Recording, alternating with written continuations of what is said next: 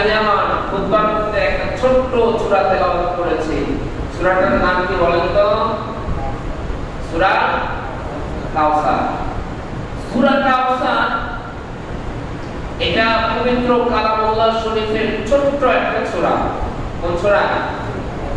সবচেয়ে ছোট সূরার নাম কি বলেন তো? কাউসার। কাউসার। পবিত্র কালামুল্লাহ শরীফের সূরা আছে কয়টা? 100। ঘুমাইলে মুখস্থ করতে পারবেন। সবাই বলেন কোরআনে কারিমের সূরা আছে কয়টা? 114টা। পবিত্র কালামুল্লাহ শরীফের সূরা কয়টা? সবাই বলেন। যদি বলে না উনি পারবেন না, যারা বলবে না ওরা পারবে না। দুনিয়াকে শিখতে হবে, পড়তে হবে, তাহলে তো কবরে যখন প্রশ্ন করবে মান রব্বুকা, তোমার রবকে, তখন বলতে পারবেন মেরা রব আল্লাহ। দুনিয়াকে শিখবেন না, পড়বেন না, জানবেন না, বুঝবেন না, কবরেও বুঝবেন না। বুঝতে পারছেন? এখন যদি আজকের পর থেকে কেউ আপনাদের জিজ্ঞাসা করে পবিত্র কালামুল্লাহ শরীফের সূরা কয়টা আছে, কি বলবেন? সবাই বলেন। হয় নাই? সবাই বলেন। পবিত্র কালামুল্লাহ শরীফের সূরা আছে 114টা। আর একটা প্রশ্ন, পবিত্র কালামুল্লাহ শরীফের সবচেয়ে ছোট সূরার নাম হলো সূরা কাউসার। সূরার নাম কি? কাউসার। সূরার নাম কি? মুখস্থ করবেন। আজকের পর থেকে কেউ যদি কোনোদিন জিজ্ঞাসা করে পবিত্র কোরআনের সূরা কয়টা, কি বলবেন? যদি বলে পবিত্র কোরআনের সবচেয়ে ছোট সূরার নাম কি, কি বলবেন? মুখস্থ হইছে? মুখস্থ হইছে? আজকে আমরা এই সূরা কাউসারের আলোচনা করব। কিসের আলোচনা করব? সূরা কাউসারের। সূরাটা পড়তে অনেক ছোট, দেখতে অনেক ছোট, কিন্তু এর তাৎপর্য বিশাল। এর ফজিলত, এর তাৎপর্য বিশাল বড়। বুঝতে পারছেন? এবার আসেন, সূরা কাউসার সূরাটা নাযিল হয়েছে আল্লাহর রাসূলের শান ও মান নিয়ে। কি নিয়ে বলেন?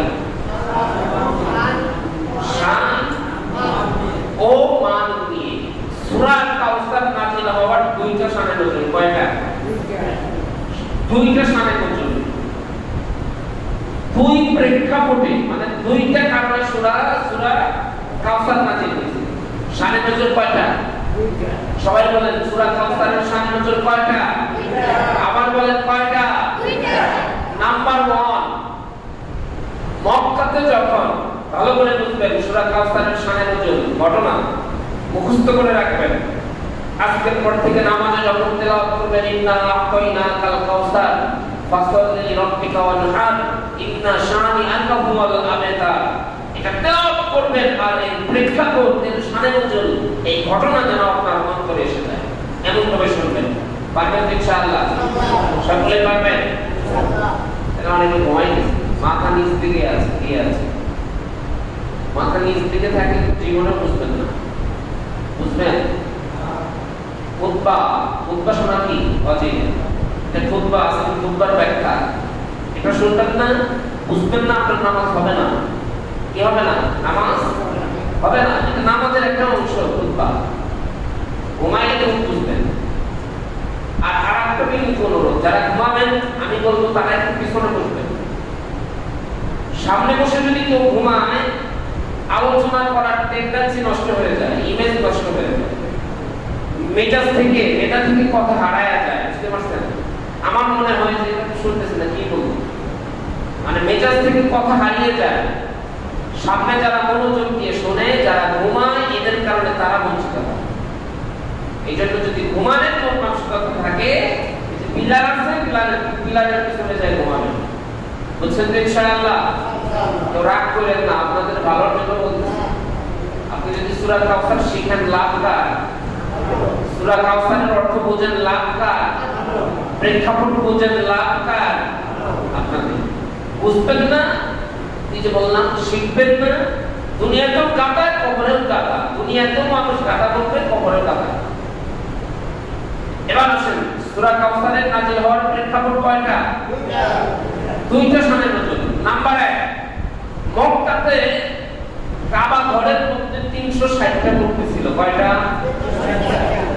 360টা মূর্তি ছিল। প্রত্যেক বছর যখন এদের আপনার অনুষ্ঠান শুরু হতো, এই সময় কুরাইশরা, মানে অনুষ্ঠানে তো বিভিন্ন দেশের লোকজন আসে না, বিভিন্ন রাষ্ট্র থেকে এখন যেমন হজ করার জন্য যায়, ওই সময় এই মূর্তিদেরকে দেখার জন্য, তাদের ধর্মীয় উৎসব পালন করার জন্য এই কাবা ঘরে যেত। কোথায় যেত? কাবা ঘরে এই 360টা মূর্তির কাছে যায়, তারা পূজা করত। এবার আসে এই 360টা মূর্তির কাছে গিয়ে যারা পূজা করত, তখন যে একটা অনুষ্ঠান, এই সময় এই মূর্তিগুলোর পরিষ্কার পরিচ্ছন্নতার প্রয়োজন আছে না? মানে ভলেন্টিয়ারের দরকার আছে না? মাহফিল হলে কিরকম ভলেন্টিয়ার লাগে না? এটা সুন্দরভাবে আঞ্জাম দেওয়ার জন্য যেরকম এলাকার যুবক ছেলেদের প্রয়োজন হয়, এলাকার মানীয় শ্রেণীর মুরব্বী যারা, এদের প্রয়োজন হয়, ঠিক ওই সময় এই তাদের যখন মেলা শুরু হয়ে যেত, পূজা শুরু হয়ে যেত, তখন তারা কুরাইশ বংশের কিছু লোক এই মূর্তিগুলোর দেখাশোনা করত এবং মেহমান যারা আসতো তাদের খেদমত করত। বুঝতে পারছেন? তো কুরাইশ বংশের লোকজন এই কাজগুলো আঞ্জাম দিত। ওই অনুষ্ঠানের মধ্যে ইহুদিদের একজন বড় আলেম মদিনা থেকে আসতেন। কোথা থেকে? যে আলেমের নাম হলো ইহুদি আলেম কাব ইবনে আশরাফ। আলেমের নাম কি? কাব ইবনে আশরাফ। আলেমটা কি? ইহুদি। সে কি ছিল? ইহুদি ছিল। যখন এই কাব ইবনে আশরাফ মক্কাতে আসলেন, তাদের ধর্মীয় পূজার মধ্যে যখন আসলেন, আসার পরে এই কাব ইবনে আশরাফকে ওই যে ভলেন্টিয়ার যারা আছে, যারা মূর্তির দেখাশোনা করে, এই লোকগুলা এই ইহুদি আলেম কাব ইবনে আশরাফকে বললেন, আচ্ছা বলো তো দেখি, আপনি তো আলেম, আপনি তো তাওরাত কিতাব পড়েছেন, আচ্ছা আপনি বলেন তো, আমরা যে এই মূর্তির দেখাশোনা করি, মূর্তির সেবা করি, মূর্তিকে গোছায় খুব যত্ন করে রাখি, মানে আমাদের যে দাম, মানে আমাদের যে মান শান, আমাদের যে দাম, আমাদের দামের চেয়ে কি মুহাম্মাদের দাম বেশি না আমাদের দাম বেশি? তখন ইহুদি আলেম তো সে তো তাওরাতের পৃষ্ঠায় মুহাম্মদ সাল্লাল্লাহু আলাইহি ওয়াসাল্লামের নাম বলতে বলে নাই? তাওরাত কিতাবের পাতায় পাতায় শেষ জামানায় মুহাম্মদ সাল্লাল্লাহু আলাইহি ওয়াসাল্লামের আগমনের বার্তা দেওয়া ছিল। তো ইহুদি যেহেতু আলেম, সে তো পড়তে বলে নাই।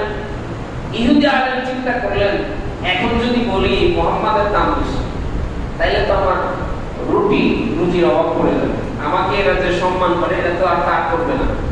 তখন ইহুদি আলেম ফতোয়া দিল, আরে কি বলছো, তোমাদেরই তো দাম বেশি, মুহাম্মদ সাল্লাল্লাহু আলাইহি ওয়াসাল্লামের দাম তোমাদের কাছে কিছুই নাই। তখন আল্লাহ পাক ইহুদি আলেমের এই কথা শোনার পরে আল্লাহ পাক আর সহ্য করতে পারলেন না। আল্লাহ পাক জিবরাইলের মাধ্যমে সূরাতুল কাউসার নিয়ে মুহাম্মদ সাল্লাল্লাহু আলাইহি ওয়াসাল্লামের কাছে পাঠিয়ে দিলেন। জিবরাইল আলাইহিস সালাম মুহাম্মদ সাল্লাল্লাহু আলাইহি ওয়াসাল্লামের কাছে এসে সূরাতুল কাউসার শোনায় দিলেন। জিবরাইল আলাইহিস সালাম এসে বললেন, ইন্না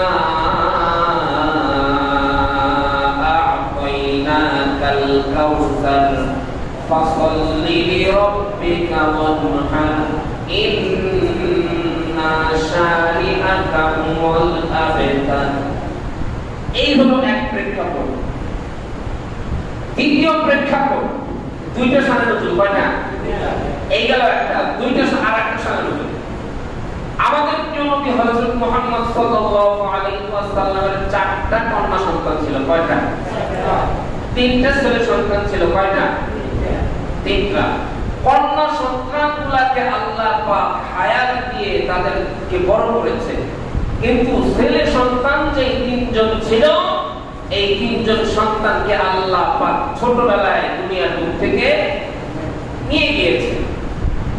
এখন মুহাম্মদ সাল্লাল্লাহু আলাইহি ওয়াসাল্লামের ছেলে সন্তান যে তিনজন ছিল তাদের ভিতরে একজন আবুল কাসেম, আরেকজনের নাম তাহের, আরেকজন হলো ইব্রাহিম। কয়জন?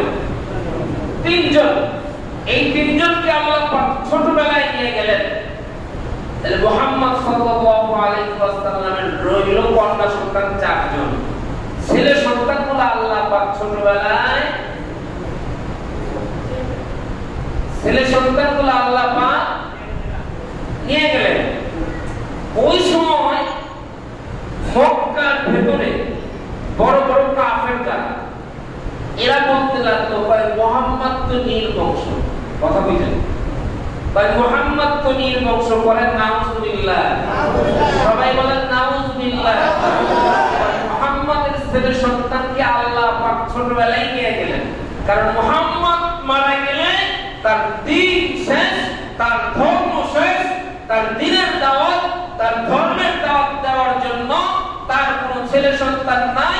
কাজেই মুহাম্মদকে নিয়ে তোমরা এত সমালোচনা কইরো না।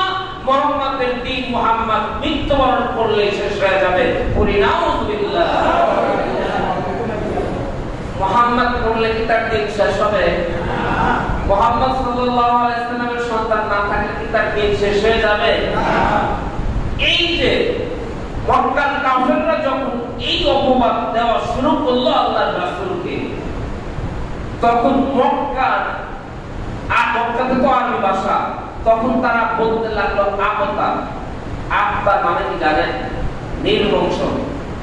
আমরা বলি না ইন্না শানিআকা হুয়াল আবতা। এই আবতার মানে হলো নীল বংশ। কি বংশ? তো মক্কার এই কাফেরগুলা আল্লাহর রাসূলকে নীল বংশ বলল। কি বলল? নীল বংশ বলল। তখন আল্লাহর রাসূলের অন্তরে বড় আঘাত লাগলো, কলিজায় কষ্ট লাগলো। আল্লাহর রাসূল কান্না করে দিলেন এই কথা শুনে। তখন জিবরাইল আলাইহিস সালামের মাধ্যমে আল্লাহ পাক সূরাতুল কাউসার দিয়ে পাঠিয়ে দিলেন। জিবরাইল আলাইহিস সালাম আল্লাহর পয়গম্বরের কাছে এসে শোনায় দিলেন, বিসমিল্লাহির রহমানির রহিম, ইন্না আ'তাইনাকাল কাউসার ফাসাল্লি লিরাব্বিকা ওয়ানহার, ইন্না শানিআকা হুয়াল আবতার। এই সূরা শোনায় দিলেন। এই হলো সূরা কাউসার নাযিল হওয়ার প্রেক্ষাপট। এটাকে বলা হয় শানে নুজুল। কি বলা হয়? সবাই বলেন কি বলা হয়? শানে নুজুল। এবার আসেন মুহাম্মদ সাল্লাল্লাহু আলাইহি ওয়াসাল্লামের সন্তান আল্লাহ পাক, ছেলে সন্তানগুলা আল্লাহ পাক ছোটবেলায় নিয়ে যাওয়ার কারণ আছে না নাই? আছে না? অবশ্যই আছে। আগের জামানায় একুব নবীর সন্তান পয়গম্বর হয়েছে, হয় নাই? আপনার পয়গম্বরের সন্তান পয়গম্বর হয়েছে, এরকম ইতিহাস আছে না নাই? আছে না নাই? আছে। পীরের সন্তান পীর হয়, এরকম ইতিহাস আছে না নাই? মুহাম্মদ সাল্লাল্লাহু আলাইহি ওয়াসাল্লামের কোন সন্তান যদি জীবিত থাকতো, তাহলে মানুষজন মুহাম্মদ সাল্লাল্লাহু আলাইহি ওয়াসাল্লামের ওই সন্তানকে নবী বানাইতো, নবী বানা শুরু করে দিত। আর আমাদের নবীর পরে কোনো নবী নাই, এটাই সত্য। কিয়ামত পর্যন্ত কোনো নবী আসবে না, এটাই সত্য। কিয়ামত পর্যন্ত যদি কেউ নবী দাবি করে, সে হলো জাহেল, সে হলো কাফের। যেমন মির্জা গোলাম আহমদ কাদিয়ানী নবী দাবি করেছিল, পরিষ্কার দাওয়াত উলামায়ে কেরাম ফতোয়া দিয়ে দিয়েছে, সে হলো কাফের, সেটা হলো বাতিল গুরু। কিয়ামত পর্যন্ত নবীর পরে কোন নবী আসবে না। আমাদের নবী সর্বশেষ। আমাদের নবীর পরে কোন নবী আছে না। মুহাম্মদ সাল্লাল্লাহু আলাইহি ওয়াসাল্লামের সন্তানকে তারা নবী বানাবে, এই জন্য আল্লাহ পাক তার সন্তানগুলোকে ছোটবেলায় নিয়ে। এরপরে আছে সন্তান নেওয়ার কারণে কি আল্লাহ রাসূলের দাম কমছে? মান কমছে? কমে নাই। এবার আছে আমাদের নবীর সম্মান কেমন? আমাদের নবীর সম্মান কেমন? এই পৃথিবীর সৃষ্টির শুরু থেকে আদম আলাইহিস সালাম থেকে নিয়ে ঈসা রূহুল্লাহ পর্যন্ত যতগুলা পয়গম্বর এসেছে সমস্ত পয়গম্বরের উপর শ্রেষ্ঠত্ব দান করেছে কার? বলেন, কথা কয় না, সবাই চিল্লায় বলেন। আমাদের নবীর নাম বলতে কষ্ট হচ্ছে? সবাই বলেন, সবচেয়ে শ্রেষ্ঠ নবী কোন নবী? আবার বলেন, চিল্লায় বলেন, কোন নবী? হযরত মুহাম্মদ সাল্লাল্লাহু আলাইহি ওয়াসাল্লাম। তার দাম কি কম? তার মান কি কম? কম না। এবার আসেন, আদম আলাইহিস সালাম থেকে নিয়ে ঈসা আলাইহিস সালাম পর্যন্ত আল্লাহ পাক যতগুলি পয়গম্বর দুনিয়ার মুখে পাঠাইছে, এক একজন পয়গম্বরের এক একজন পয়গম্বরের এক এক রকমের মুজিজা ছিল কি ছিল না? যেমন হযরত মূসা আলাইহিস সালামের মুজিজা ছিল হাতের লাঠি সাফ হয়ে যাইত। হযরত ঈসা আলাইহিস সালামের মুজিজা ছিল ঈসা আলাইহিস সালাম কোন কবরের কাছে যায় যদি বলতো কুম বিইজনিল্লাহ, আল্লাহর আদেশে দাঁড়ায় যাও, তাহলে কবর থেকে মৃত মানুষ দাঁড়ায় যাইতো। এটা ছিল ঈসা আলাইহিস সালামের মুজিজা। এমনি ভাবে আল্লাহ পাক যতগুলো পয়গম্বরকে মুজিজা দান করেছিলেন, সমস্ত পয়গম্বরকে যতগুলো মুজিজা আল্লাহ পাক দান করেছিলেন, তার চেয়ে বেশি মুজিজা আমার আপনার পয়গম্বর হযরত মুহাম্মদ সাল্লাল্লাহু আলাইহি ওয়াসাল্লামকে আল্লাহ পাক মুজিজা দান করেছিলেন। যেমন ঈসা আলাইহিস সালামের যেমনি ভাবে মুজিজা ছিল, আমাদের পয়গম্বরেরও ওইরকম মুজিজা ছিল। শুধু ওইরকম না, তার চেয়ে বেশি মুজিজা ছিল। ঈসা আলাইহিস সালাম কবরের পাশে যায় যদি বলতো কুম বিইজনিল্লাহ, মাইয়াত দাঁড়ায় যাইতো। একবার আমাদের পয়গম্বর মুহাম্মদ মুস্তাফা সাল্লাল্লাহু আলাইহি ওয়াসাল্লামের কাছে এসে এক কাফের বলতেছে, ও আল্লাহর পয়গম্বর, তুমি আমাকে এত বারবার দ্বীনের দাওয়াত দাও, আমি একটা শর্তে তোমার দ্বীনের দাওয়াত গ্রহণ করতে পারি।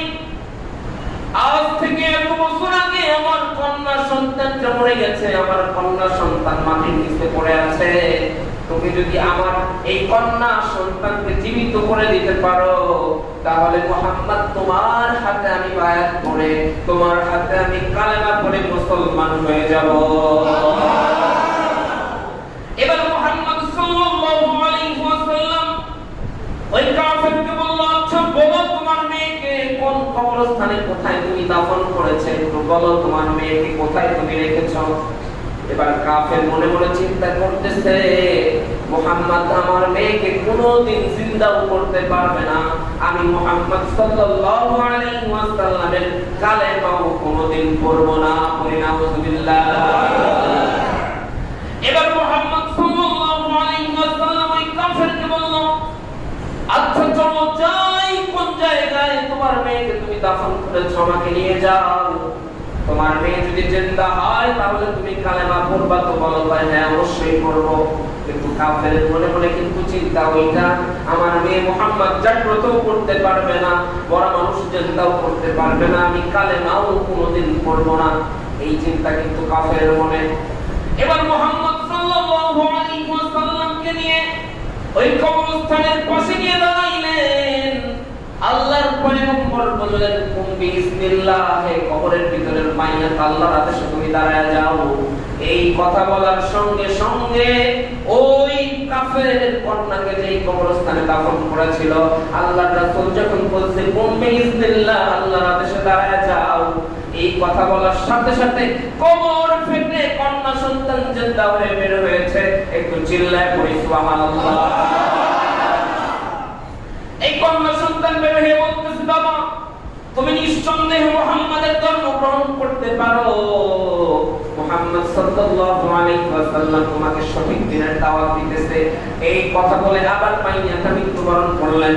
এবার ওই কাফের এক যুগে চিল্লায় বলে উঠলেন, লা ইলাহা ইল্লাল্লাহু মুহাম্মাদুর রাসূলুল্লাহ। সুবহানাল্লাহ। আবার আপনার প্রেম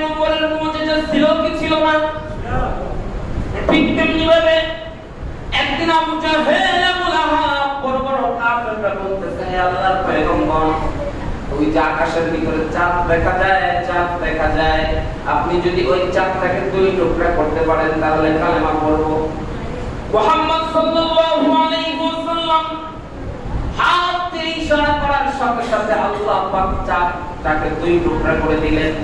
এবার আবু জাহেল বড় বড় কাফের বলে মুহাম্মদ এটাও কি তোমার জাদু? বলি নাউযুবিল্লাহ। কারণ আবু জাহেলের কপালে হেদায়েত ছিল না, আবু লাহাবের কপালে হেদায়েত ছিল না। আল্লাহর রাসূলের সুহবতে থাকার পরও নিজ দেশে নিজের বাতিজা হিসাবে আল্লাহর নবীকে পাওয়ার পরেও তারা কালেমা পড়তে পারে নাই। তাদের চাইতে বড় কপাল পোড়া এই জাতিতে আর কেউ নাই। এই জন্য আমাদের নবীর দাম কম না বেশি? একবার আবু জাহেল একটা বড় কুইল সাপ, সৌদি আরবে যেটাকে বলা হয় সান্ডা, কি বলা হয়? সান্ডা খায় না সৌদি আরবে মানুষ? খায় না? এই কুইল সাপ আমাদের দেশে কুইল সাপ বলা হয়। তো এই সাপটাকে একবার আবু জাহেল এই সাপটাকে আগুনের ভিতরে পোড়াইছে, আগুনের ভিতরে পুড়িয়ে ছাই বানাইছে, ছাই করে একটা ব্যাগের ভিতরে উঠাইছে। এই ছাইগুলা একটা ব্যাগের ভিতরে উঠাইয়া মুহাম্মদ সাল্লাল্লাহু আলাইহি ওয়াসাল্লামের কাছে গেছে। মুহাম্মদ সাল্লাল্লাহু আলাইহি ওয়াসাল্লামের কাছে গিয়ে বলতেছেন হে মুহাম্মদ তুমি যদি বলতে পারো এই ব্যাগের ভিতরে কি আছে তাহলে আমি কালেমা পড়ে মুসলমান হয়ে যাব। এবার মুহাম্মদ সাল্লাল্লাহু আলাইহি ওয়াসাল্লাম বলতেছে চাচা সত্যি তো আপনি কালেমা পড়বেন? হ্যাঁ আমি অবশ্যই কালেমা পড়ব, তোমাকে আগে বলতে হবে এই ব্যাগের ভিতরে কি আছে। তখন মুহাম্মদ সাল্লাল্লাহু আলাইহি ওয়াসাল্লাম বললেন আমি বলবো না চাচা, আমি জিন্দা করে দেখিয়ে দিব। আপনি যদি কালেমা পড়ে মুসলমান হন আমি ওই ব্যাগের ভিতরে যা আছে সেটাকে জিন্দা করে দেখিয়ে দিব। এবার মুহাম্মদ সাল্লাল্লাহু আলাইহি ওয়াসাল্লাম হাত দিয়ে ইশারা করার সাথে সাথে ব্যাগের ভিতরে যেই শানটাকে পুড়ে ছাই করে নিয়ে আসছিল ওই শানটা আবার তাজা ধড়ফড়া হয়ে ব্যাগের ভিতর থেকে বের হয়ে দৌড়ে যাইতেছে। এবার মুহাম্মদ সাল্লাল্লাহু আলাইহি ওয়াসাল্লাম বললেন চাচা আপনি এবার কালেমা পড়ে নেন। আপনি আমার কাছে শুনতে চাইছিলেন ব্যাগের ভিতরে কি আছে, আমি সেটাকে জিন্দা করে দেখাই দিয়েছি, এবার আপনি কালেমা পড়েন। এবার আবু জাহেল বলতেছে মুহাম্মদ তুমি এত বড় জাদুকর আগে জানতাম না। পড়ি নাউযুবিল্লাহ। মুহাম্মদ সাল্লাল্লাহু আলাইহি ওয়াসাল্লাম কি জাদুকর ছিলেন? সবাই বলেন না। সবাই চিল্লায় বলেন হয় না? একটু চিল্লায় বলেন না। সাল্লাল্লাহু আলাইহি ওয়াসাল্লাম জাদুকর ছিলেন না, মুহাম্মদ সাল্লাল্লাহু আলাইহি ওয়াসাল্লাম ছিলেন সত্যিকারের শেষ নবী। পড়ি সুবহানাল্লাহ। শুধু কি তাই, আমার আপনার এরকম মুজিজা আছে সারা দিন বয়ান করলে মুজিজা শেষ হবে না। একবার আল্লাহর রাসূলের অনেক ক্ষুধা লেগেছে, ক্ষুধায় চেহারা মুবারক লাল হয়ে গেছে। ক্ষুধার কারণে আল্লাহর রাসূলের চেহারা লাল হয়ে গেছে। এবার হযরতে জাবের রাদিয়াল্লাহু তাআলা আনহু আল্লাহর রাসূলের এই চেহারা দেখে বাড়িতে গেছে। বাড়িতে যায় বিবিকে বলতেছে বিবি আমার ঘরে কি আছে বলো। বিবি বলতেছে স্বামী আমার ঘরের মধ্যে 3.5 কেজি আটা আছে। এবার হযরতে জাবের রাদিয়াল্লাহু তাআলা আনহু তার স্ত্রীকে বলতেছে আমার প্রিয় পয়গম্বর মুহাম্মদ সাল্লাল্লাহু আলাইহি ওয়াসাল্লাম ক্ষুধার্ত অবস্থায় আছে, তাকে আমি দাওয়াত করব। তখন ঘরের ভিতর থেকে বেবি বলতেছে তুমি যদি তোমার পয়গম্বরকে দাওয়াত করো তাহলে আমার ছেলে সন্তানরা কি খাবে? মাত্র 3.5 কেজি আটা আছে। তুমি যদি পয়গম্বরকে দাওয়াত করো তাহলে আমার ছেলে সন্তানগুলা কি খাবে? তখন হযরত জাবের রাদিয়াল্লাহু তাআলা আনহু বললেন আমার ঘরের ভিতরে ছোট্ট একটা ছাগলের বাচ্চা আছে, ছাগলের বাচ্চাটা জবাই করে আমি আল্লাহর রাসূলকে রুটি বানায় দাওয়াত করে খাওয়াবো। তুমি আমার সন্তানগুলোকে ঘুম পাড়ায় দাও, আমি জীবিত থাকা অবস্থায় আল্লাহর রাসূলকে এই ক্ষুধার্ত অবস্থায় দেখতে পারবো না। বলি সুবহানাল্লাহ। আল্লাহর রাসূলকে কেমন তারা ভালোবেসেছেন যে আমি জীবিত থাকা অবস্থায় আল্লাহর রাসূলের ক্ষুধা আমরা স্বামী সহ্য করতে পারবো না। এবার সাহাবা রাদিয়াল্লাহু তাআলা আল্লাহর রাসূলের কাছে চলে গিয়েছে। আল্লাহর রাসূলের কাছে চলে গিয়ে বলতেছে, ও আল্লাহর পয়গম্বর, আপনাকে আমার বাসায় দাওয়াত। আল্লাহর পয়গম্বর দাওয়াত গ্রহণ করলেন। দাওয়াত গ্রহণ করার পর সাহাবী হযরত জাবের রাদিয়াল্লাহু তাআলা কে বললেন, হে জাবের, তুমি তোমার আত্মীয়স্বজন, তুমি তোমার গোষ্ঠীর সমস্ত লোকজনদেরকে দাওয়াত দাও। তখন জাবের রাদিয়াল্লাহু তাআলা মুখটা মলিন হয়ে গেলেন, কারণ আমি ছোট্ট একটা ছাগলের বাচ্চা জবাই করেছি আর 3.5 কেজি আটা দিয়ে রুটি বানাইছি। এই খাবার তো আল্লাহর রাসূল খেলেই শেষ হয়ে যাবে, সেখানে আমার বংশের লোকদেরকে আল্লাহর পয়গম্বর দাওয়াত দিতে বললেন। এবার জাবের রাদিয়াল্লাহু তাআলা বুঝতে পারলেন অবশ্যই এখানে কোনো হিকমা আছে। আল্লাহর রাসূল যেহেতু দাওয়াত করতে বলেছে, আমি দাওয়াত করি, পরে কি হয় না হয় পরে দেখা যাবে। এবার সাহাবা রাদিয়াল্লাহু তাআলা বাড়িতে গেছে। বাড়িতে যাওয়ার পর সাহাবা রাদিয়াল্লাহু তাআলা তার আত্মীয়স্বজন, তার গোষ্ঠীর সমস্ত লোকদেরকে দাওয়াত করেছে। এবার যখন খাবারের সময় হয়ে গেছে, আল্লাহর রাসূল দাওয়াতে অংশগ্রহণ করার জন্য গেছে। দাওয়াতে অংশগ্রহণ করার জন্য যাওয়ার পরে আল্লাহর রাসূল বলল, হে জাবের, তুমি যে রুটি বানাইছো, কি খাবার রান্না করছো, আমার সামনে নিয়ে আসো। এবার জাবের রাদিয়াল্লাহু তাআলা রুটির ফল এবং গোশতের যে বলটা আল্লাহর রাসূলের সামনে নিয়ে দিলেন। আল্লাহর রাসূল ওই রুটির ফলের উপরে একটা ঢাকনা দিয়ে ঢেকে দিলেন এবং আল্লাহর রাসূল কি করে যেন ফু দিলেন। এরপর আল্লাহর রাসূল জাবের রাদিয়াল্লাহু তাআলা কে বলল, হে জাবের, যাও এখান থেকে তোমার বাড়িতে যতগুলা মেহমান এসেছে প্রত্যেককে 3টা করে রুটি দাও, সবাইকে 3টা করে রুটি দিবা। আগের জামানার খবর তো আপনারা জানেন, দাওয়াত কেউ কাউকে দাওয়াত করলে সাথে নাতি পুতি ছেলে সন্তান সবাইকে নিয়ে যেত, তাই না? একজনকে দাওয়াত দিলে যাইতো 5 জন। ওই জামানায় কিন্তু এরকমই ছিল, খাবারের বড় অভাব ছিল। তো যে কয়জন লোক দাওয়াত দিয়েছে তার চেয়ে বেশি গোষ্ঠীর অনেক লোক, সমস্ত লোকজন প্রায় চলে এসেছে। তো জাবের রাদিয়াল্লাহু তাআলা আল্লাহর রাসূলের এই কথা শুনে ওই পাপির ভিতর থেকে 3টা করে রুটি বের করে আর একজনকে দেয়। জাবের রাদিয়াল্লাহু তাআলা বলেন, আমি সমস্ত লোককে রুটি দেওয়ার পরে আমি আমার ওই বলের ভিতরে রুটি দেখতে পাই, সমস্ত লোককে রুটি দিতেছে কিন্তু রুটি কমতেছে না। যতবার হাত দেই ততবার আমার হাতের ভিতরে রুটি আসে। এবার জাবের রাদিয়াল্লাহু তাআলা তার আত্মীয়স্বজন সবাইকে দাওয়াত খাওয়ানোর পরে আল্লাহর রাসূল জাবের রাদিয়াল্লাহু তাআলা কে বললেন, হে জাবের, এই রুটির বড়টা কোথায় নিয়ে আসো। জাবের রাদিয়াল্লাহু তাআলা রুটির উপরে যে ঢাকনা দিছিল, ঢাকনাটা উঠে দেখে সর্বপ্রথম যে কয়টা রুটি তার স্ত্রী বানায়া ওই বলের ভিতরে রাখছিল, আল্লাহর কসম করে বলে একটা রুটি ওখান থেকে কমে না। এবার আল্লাহর রাসূল জাবের রাদিয়াল্লাহু তাআলা কে বলল, হে জাবের, তুমি যদি কিয়ামত পর্যন্ত ঢাকনা দিয়া ওই বলটাকে ঢেকে রাখতা আর ওখান থেকে রুটি বের করে উপর খাইতা, কিয়ামত পর্যন্ত খাইলেও তোমার ওই বলের রুটি শেষ হতো না। এবার আল্লাহর রাসূল জাবের রাদিয়াল্লাহু তাআলা কে বলল, হে জাবের, তুমি যে ছাগলটা জবাই করেছিলে ওই ছাগলের হাড্ডিগুলো আমার কাছে নিয়ে আসো। ওই ছাগলের হাড্ডিগুলো আল্লাহর রাসূলের সামনে নিয়ে গেছে।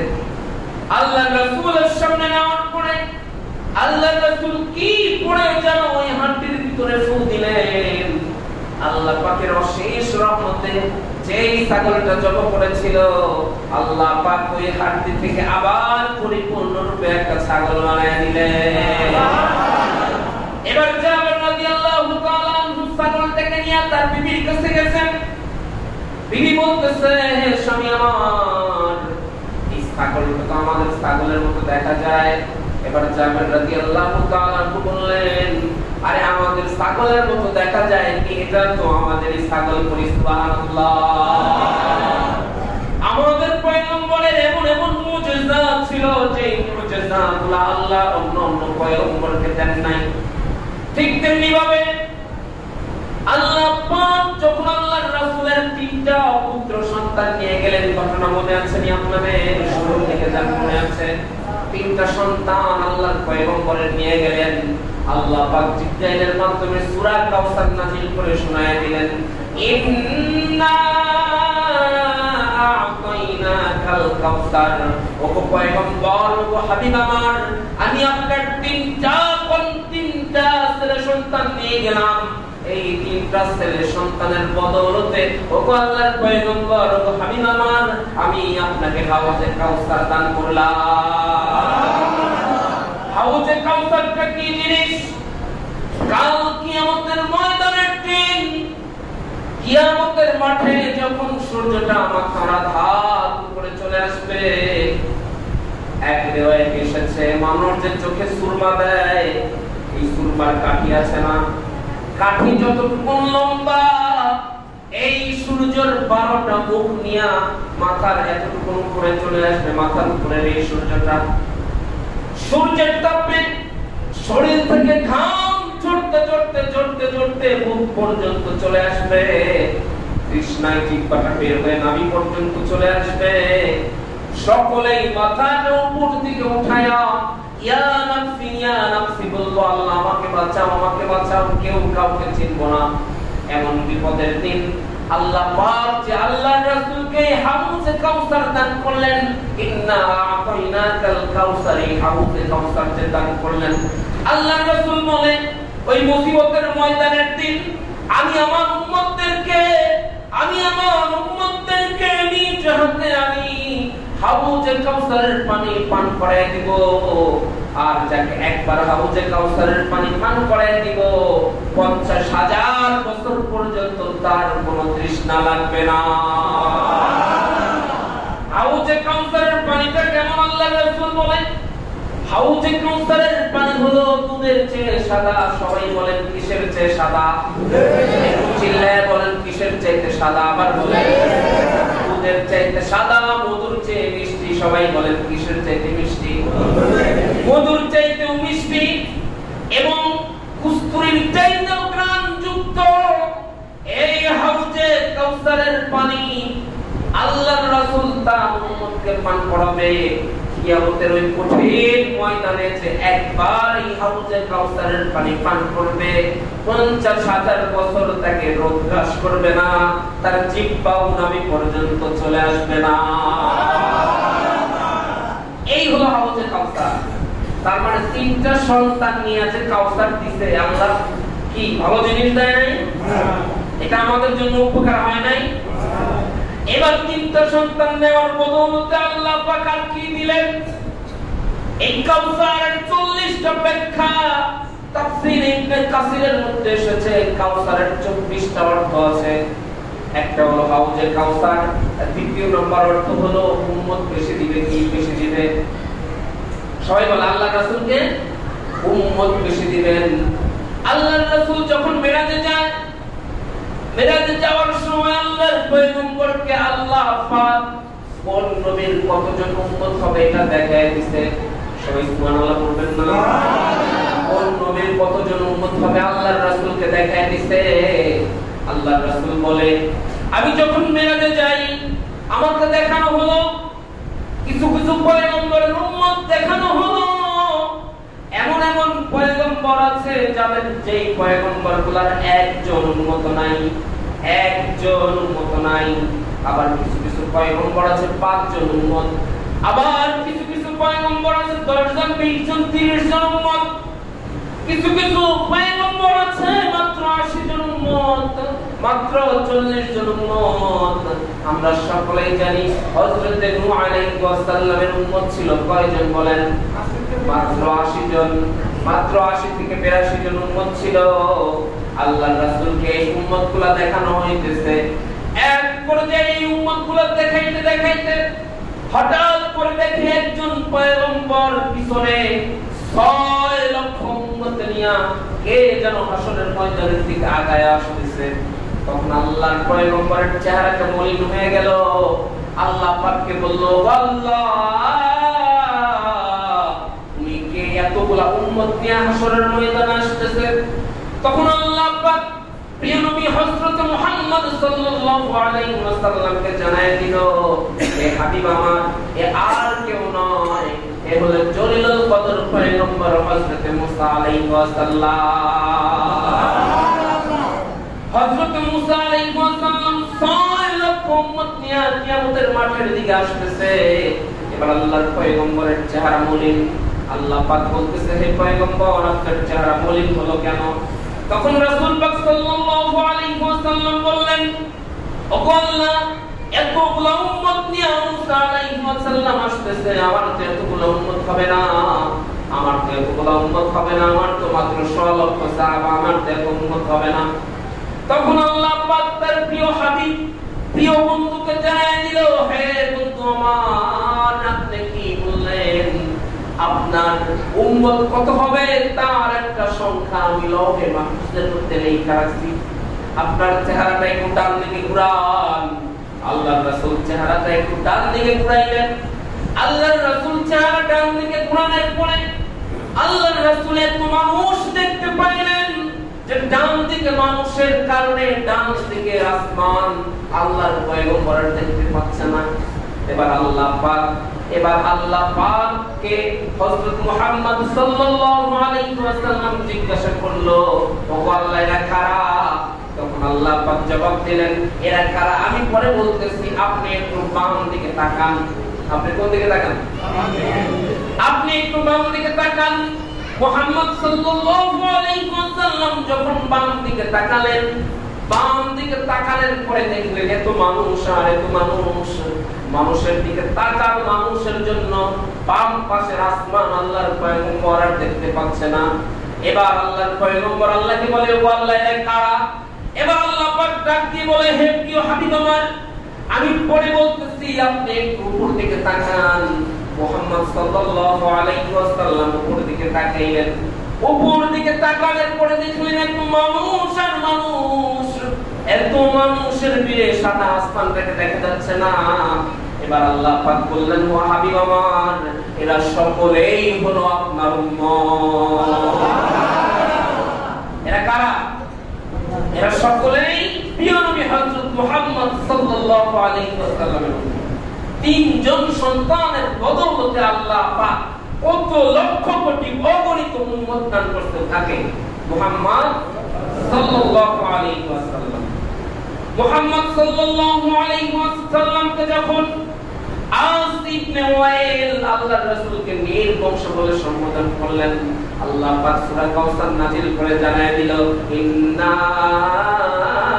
আ'তাইনাকাল কাউসার, ও হাবিব আমার, আপনাকে কাউসার দান করলাম। কাউসারের 40টা ব্যাখ্যা, 2টা ব্যাখ্যা দিলাম। একটা হলো হাউজে কাউসার, আর একটা হলো উম্মত। সময় নেই, বিশেষ করে দিচ্ছি। এরপর হলো ইন্না আ'তাইনাকাল কাউসার ফাসাল্লি লিরাব্বিকা ওয়ানহার, আপনি আপনার রবের শুকরিয়া আদায় করার জন্য নামাজ এবং কুরবানি করেন। কি করেন? নামাজ কায়েম করেন এবং কুরবানি করেন। ইন্না শানিআকা হুয়াল আবতার, ওরা আপনাকে নির্বংশ বলে, ওরা আপনাকে নির্বংশ বলেছে, আপনি নির্বংশ না। আস ইবনে ওয়াইল সহ যারা আপনাকে নির্বংশ বলেছে ওরা সবাই নির্বংশ হবে, আপনি নির্বংশ হবেন না। বলি সুবহানাল্লাহ। আজকে আবু জাহেলের দিকে তাকান, আবু লাহাবের দিকে তাকান, আস ইবনে ওয়াইলের দিকে তাকান, যারা আল্লাহর রাসূলকে নির্বংশ বলেছিল, আজকে তাদের কোনো নাম নিশানা নাই। আজকে মানুষ হজ করতে গেলে তাদের কবরের উপরে পায়খানা করে, প্রস্রাব করে, কথা ঠিক না ঠিক? তাদের কোনো নামগন্ধ আছে কি? তাদের কোনো ছেলেদের নামগন্ধ নাই। সবাইকে আল্লাহ পাক ধ্বংস করে দিয়েছে, নির্বংশ বানিয়ে দিয়েছে। কিন্তু মুহাম্মদ সাল্লাল্লাহু আলাইহি ওয়াসাল্লামকে আল্লাহ পাক তার পুত্র সন্তান দিলে কি হবে?